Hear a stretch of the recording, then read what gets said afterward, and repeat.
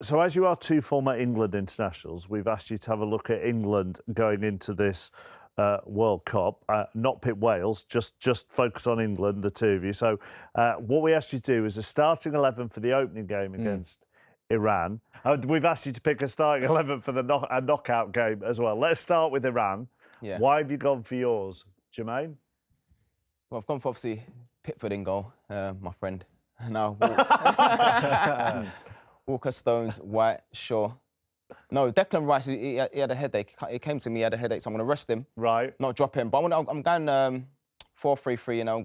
Jude Bellingham is a 6. And I've got Maddison and Mount, and obviously Saka, Kane and Foden. So you're going for an attacking midfield, aren't you? Going for attacking midfield. I think we're going to, obviously, you know, dominate the ball. Should have more possession. And I think the front three, I want Kane to sort of like drop in those sort of pockets and Foden and Saka to run in behind and create problems. Right, so what have you done for the Iran game then? Close. Yeah. Very close. A bit more restrained?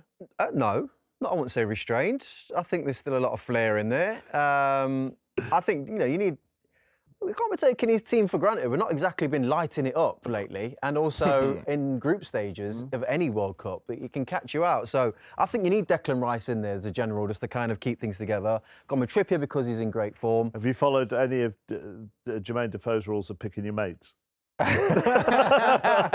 Not really, right. no. Okay, but right. no, I think that's a very attacking team to go out and cause some problems. Bellingham and Mount, for me, like Bellingham, I need him in an advanced role. I need him doing what he does for Dortmund, box to box. I don't want him kind of like having to play a Calvin Phillips role. What you've both done as well is go 4-3-3, and that isn't, I suppose, one of Gareth Southgate's preferred formations at the moment. If England get into a knockout stage, how have you changed things, Jermaine? 3-4-3, obviously, I think Trippier will come into the team. So you've gone now for the formation he tends to... Yeah, I've gone with, obviously, the two. Obviously, Rice comes back into the team. That, you know, a little bit more security, obviously, in a tougher game. And like I mentioned before, Kyle Walker in the back three with Trippier. And I've actually picked Sterling. Maybe I'm going off the last tournament. Was Maguire in your first team? No. It wasn't, was it? So you chucked Maguire in as well? Chuck Maguire in, yeah. Why? From your experience of international football, do you want to go more experience when you get into the knockout stages? I think you go with players that have done well for you. I think Maguire, of course, a lot's been said. I think if you look at the last two tournaments, one of our better players, if you have to be honest. But I think with that team, I think that's a strong team, and obviously with the changes that you can make as well. OK, so you brought Maguire in, you brought Walker in, you brought Sterling in. How did you change it for if England get to a knockout game? I don't remember him going with a three at the back. I feel like he's copied me, chappers. Do